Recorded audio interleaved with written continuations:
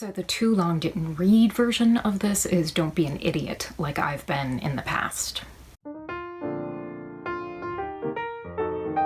Hello everyone, welcome back to my channel. My name is Leigh Monet and I put out videos about skincare and other issues that we here in middle age are dealing with. I usually release a skincare video every Friday, and if that sounds good to you and you are not already subscribed, please feel free to click that subscribe button down below so you can join me every week when I talk about skincare issues, products, things that I am using, wouldn't even dream of using, or might be thinking of using. I also talk about a few other issues, including what we're going through right now in spring of 2020. And I will also be talking some about gray hair because you may have noticed I have gray hair, and I will be talking a little bit about that as well because I think I'm going to be doing some stuff to it because it's all about do it yourself right now, right? But we're not talking about that today. I'm going to be talking about any specific product or routine or anything like that. I'm talking more about some issues that I'm seeing that are troubling to me from the perspective of somebody who's 48 years old and has made some big mistakes in how I have dealt with information and the people giving out that information and in some of my mindsets. So let me lay the groundwork. I am 48 years old. I first became interested in skincare back in my late teens, early 20s, and that was before the internet. That was before you could just type into the Google about anything, or you had social media and YouTube and all that stuff. So back in the dark ages of that time period, we read magazines, and I remember reading magazines and learning about people like Paula Bagan, if you know Paula's Choice. She is the person who founded that. Hence the name Paula in Paula's Choice. So I first learned about her back in that time frame, and I was reading articles about, I used to read Vogue magazine and Allure magazine and all those types of magazines to learn about beauty and skincare and self-care and stuff like that. Because that was back when you had to read stuff like that to get any of that information. Like I said, it was the dark ages. But anyways, I remember learning about skincare, and at that time in my life I was dealing with acne and your typical like teenage young adult problems with skin. I wasn't concerned about aging at that point. As the years went along, I kept taking in information and learning more, and of course technology was increasing and skincare was getting more advanced, and I was getting older, so acne over the years has become less of a problem, but now I'm concerned more with things like rosacea and aging and fine lines and wrinkles and sagging and stuff like that. So my interests, of course, have changed, and how I'm taking in information has changed. A few years ago, I got into YouTube, and I started off with beauty YouTube and beauty YouTubers and people who talked about makeup and things like that. And I've gotten more interested in people who talk a little bit more about skincare, or at least who have a focus on skincare in addition to other things on their channels, because I've kept up an interest in skincare because I like taking care of my skin. I feel like taking care of my skin is almost more important than knowing how to use makeup appropriately, because if you don't have a good base for your makeup to go on, it doesn't matter how fancy or expensive or beautiful your makeup is, it probably isn't going to look good if your skin looks like crap. So I am really interested in skincare, and I am subscribed to quite a few people who talk about beauty and self-care and skincare and stuff like that. But there's also a whole bunch of people that I watch that I'm not subscribed to, who are part of that community to some extent. And I've noticed a few things that have been troubling, and it's not just within that community, it's also in the wider world. And there are three things that I want to present as kind of like warnings or things that are annoying to me that I find to be problematic, and then three tactics that I am using in my life that I would encourage you to use to be on guard against those things. And the first thing that I want to touch on is, as far as a warning, is word usage and also misusage. And specifically, there are two words that are really, the use of them is becoming more and more annoying to me. One is expert and the other is specialist. And here's where how we use our language becomes important. I'm gonna get a little nerdy with you. I think when we use a word over and over again, we can become immune to its real meaning. We can use it so much that it begins to lose its power. It's kind of like using the word love. You know, we in English don't have a word for love other than love. There are some languages that have multiple words that mean, because love can mean all sorts of things. You can love your dog, and you can love your car, and you can love your spouse or significant other. Hopefully those are different kinds of love. Hopefully you don't love your car more than your spouse, but maybe you do. But it's different stuff, right? Love, and so sometimes love can almost become a a default word that we're not even giving a whole lot of thought to because we're using it for so many different things. Expert and specialist are starting to drive me crazy. I was watching a video just recently about the Ulta sale by somebody who's in that beauty tube community, and I was looking in the description box, and the creator had a list of people they called skincare experts. So I took a look and I knew who some of those people were, and I have some idea about the backgrounds of some of them. Only one of them has a background in dermatology. Everybody else is more what I would call maybe a skincare enthusiast. There's nothing wrong with being an enthusiast. There's nothing wrong with being enthusiastic about something. There's nothing wrong with presenting your view on YouTube. I mean, obviously YouTube will allow any Yahoo to put up a video and pontificate on anything. Case in point, this Yahoo right here, who has no right to be putting anything out there, because I am not an expert on anything, but I am an enthusiast, and that's what I try to emphasize when I put out videos is I'm an enthusiast. I'm not an expert. I don't have a degree that helps me understand science better than the average bear out there. So I'm an enthusiast. I've learned a lot in my 48 years. I've learned a lot from reading and everything, but still I am not what you could call truly an expert. I don't have a degree in dermatology or biology or biochemistry or any of that that would help me better understand things in a scientific way. I can tell you how things work on my skin, and that's fine, but I'm not an expert. And what does expert mean anyways, or specialist even? People use those terms in a way that they almost lose any kind of power, and they can also kind of give an idea that the person who is bearing that title of expert or specialist, whether it's self-imposed or it's imposed by other people on them, that they have a standing that maybe they don't entirely deserve. And of course, these are all my opinions. This is nobody else's thoughts except for me, so you're free to disagree with me, and I'm sure a lot of people would. But my problem with using those words and using those words so easily and bestowing them upon people so easily is that if somebody truly is an expert, like somebody who has a degree in dermatology, or someone who is an esthetician who's had to follow a certain course of study and has had to be certified in some way, who is beholden to, in the case of a dermatologist, a medical board, or an esthetician, a board of estheticians. I think they have some sort of board or something that they have to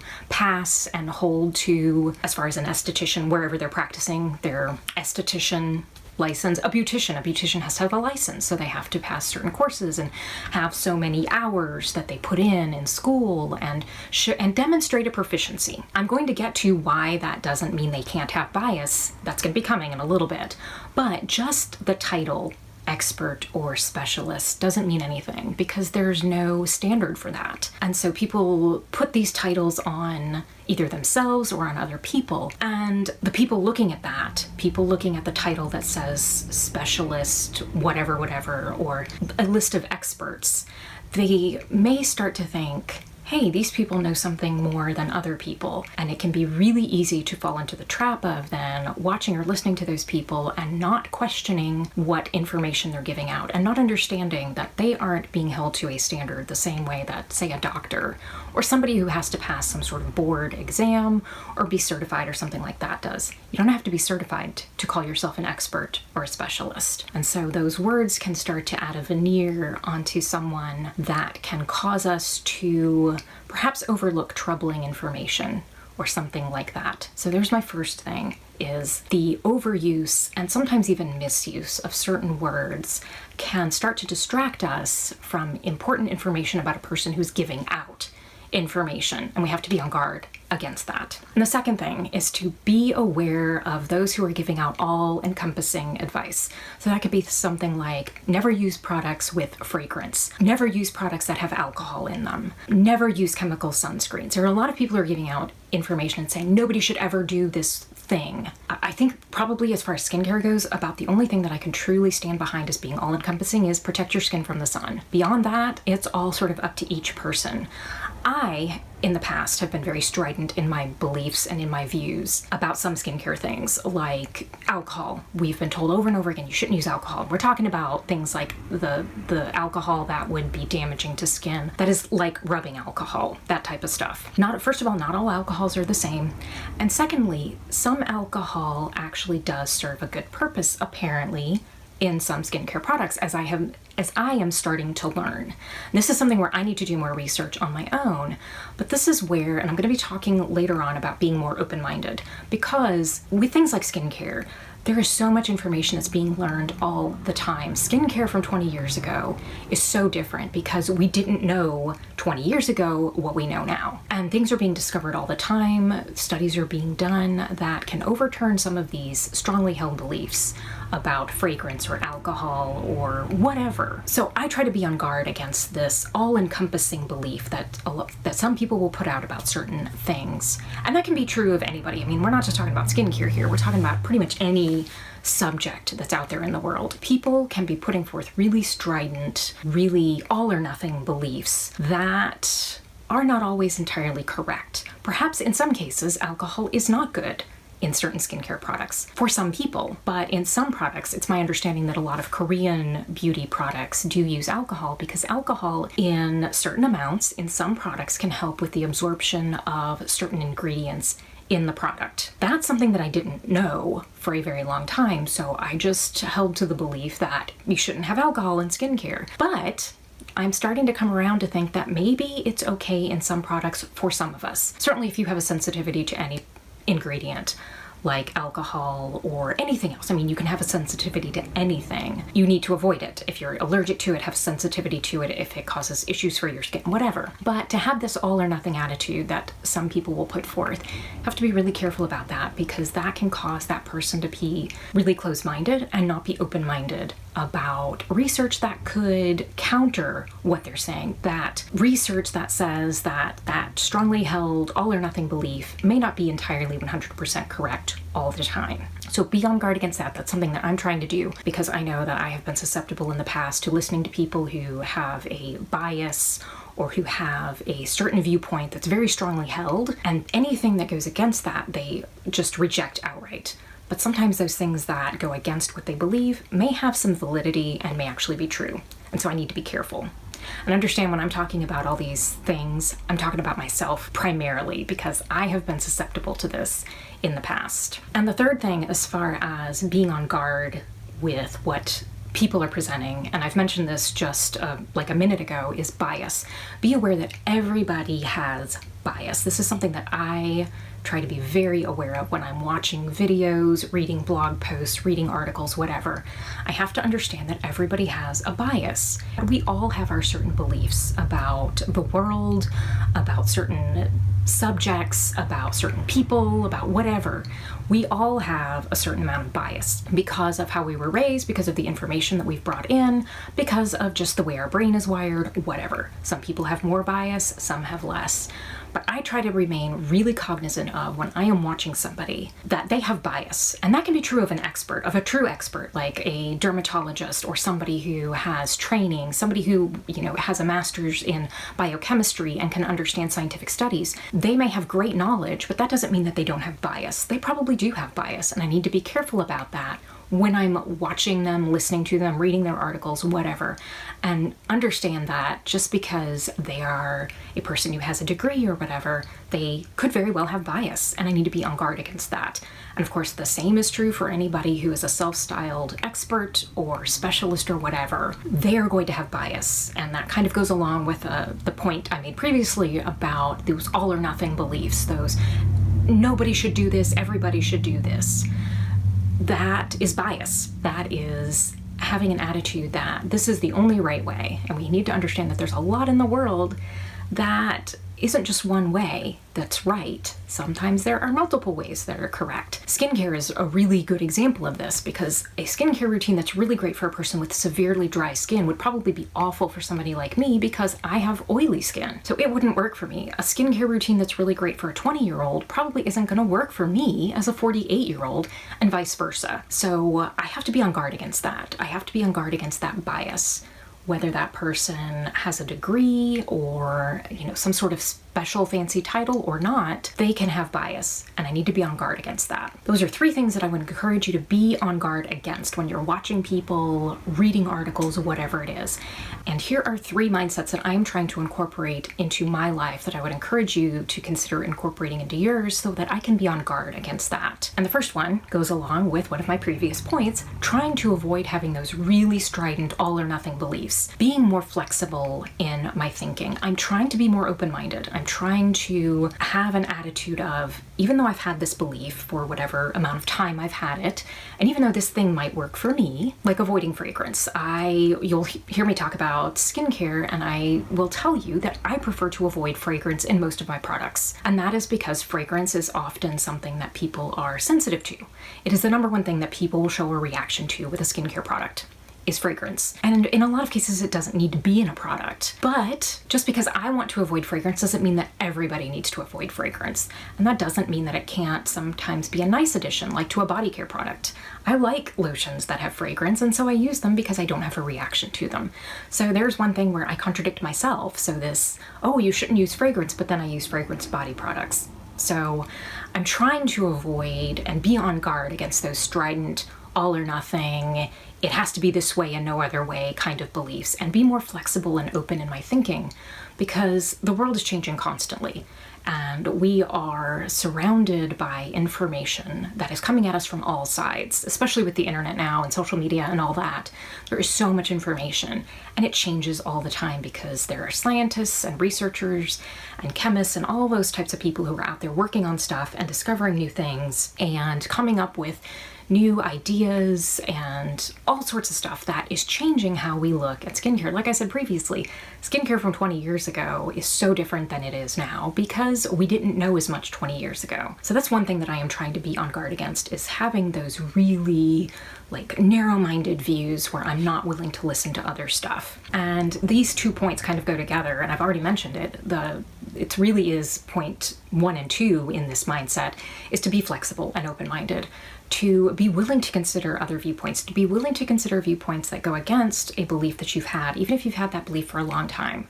Take a look at that viewpoint. Take a look at the research that they're presenting. Take a look at what they are saying about that viewpoint, because maybe it makes sense. Maybe there's new research that says that this long-held belief that you have about, say, fragrance in a product might not be entirely correct, because there's new research that has uncovered some information that we didn't know before. So those 2 points really go together, this idea of avoiding those all or nothing, really strident, narrow-minded beliefs, and as a counter to that, being more flexible, being more open-minded, being willing to consider opposing viewpoints. And finally, probably the biggest thing out of this whole video is to be critical of everything and question everyone. Someday, if I ever have merch, I know everybody seems to have merch, but honestly, if I was ever gonna have a t-shirt made, I would probably put the quote, "question everything," on the t-shirt, because I think you really need to question everything and everyone, because it can be so easy, and I've done this in my own life, where I have taken somebody's word for it and haven't examined it enough and haven't questioned it enough, and I've ended up internalizing information that was incorrect, that was biased, or that was just flat out wrong. And I need to be careful about that. And that's something that I try to be on guard against, and understand that, you know, I enjoy watching people because of their attitude or because of the energy that they put forth or whatever. But I always try to understand that they have a certain viewpoint, and I need to be careful when I'm taking in that information, and if possible, to research it. You know, if they have research linked down below their video, I should be looking at it to see where they're getting it from, to see where it's coming from. Is that information biased? Because that's often happening. I mean, we see this all the time, especially like in political and societal discussions, where people are taking their information from a very biased source, and then they're putting that forth like it is the absolute truth. And nobody's questioning it. We have to be careful, and that's something that I am trying to do more of in my life, because I have fallen prey to that, of taking in information and sort of putting it up on a pedestal, and we need to be careful about those pedestals, because when you start putting things or ideas or people up on pedestals, that can cause us not to question anything and not to be critical in our thinking. I'm trying to do that more in my life. So there are 6 points that I'm hoping will help with your understanding. They are really helpful to me, and like I said, this is a video as much talking about what I'm doing with myself as with anything else, but I really wanted to put it out there because, like I said, I have seen and read and heard some things that kind of just annoy me more than anything else, and they're bothering me because I really don't like when I read, like, say, comments on a video and people are saying, "Oh my goodness, I'm so glad you talked about this product because yours is the only view that I trust on this." That really worries me, because what that says is this person has put this creator up on a pedestal to where their viewpoint is the only one that matters. And sometimes that can be a valid thing, like say that person has the same skin type as they do or whatever. But even so, I still need to be willing to question that person. Even if I've gotten some good advice from them in the past, that doesn't mean they can't be wrong. And that doesn't mean that they can't sometime in the future be wrong, either pass along information, either knowingly or unknowingly, that isn't correct. And I'm trying to be on guard against that. I hope this was helpful. I know this was a little bit different. It was a little more philosophical. Like I said, I've just seen some stuff and heard some stuff, read some things, and have just seen these things that are sort of, they're bothersome. And I think some of this is just because we live in an age where anybody can put their viewpoint out there. This being the prime example of that. I mean, I'm doing this on an iPhone with natural light. Well, I do have a ring light because I'm borrowing it from a friend, but anybody can put their viewpoint out there. It doesn't mean that it's going to be correct. And that's what I would encourage you to do, is be really critical in your thinking of everybody, including me. Absolutely 100%, because I do not always know what I'm talking about either. I'm just giving you my viewpoint. I'm giving you how things have worked in my life personally for me. That may have validity for you or may not. And be on guard, question everything, and be critical when you do your thinking. Enjoy watching videos. I mean, there's nothing wrong with enjoying somebody, even if you know the information they're putting out isn't totally maybe 100% correct, or they're biased or whatever. You can still enjoy watching them, but just be aware of those things, of those problems that we can have in our own thinking. Thank you so much for being here today. I really appreciate you taking time out of your day to watch this. I know this time of our lives in spring of 2020 is really crazy, and taking time out of your day to watch something like this is much appreciated by me. I hope it was helpful. If it was, and you think somebody else could benefit from it, feel free to hit that share button. Like I mentioned at the beginning, if you are not already subscribed, I would love it if you would hit that subscribe button down below and join me for my next video. Thanks so much for being here, and take care of yourself.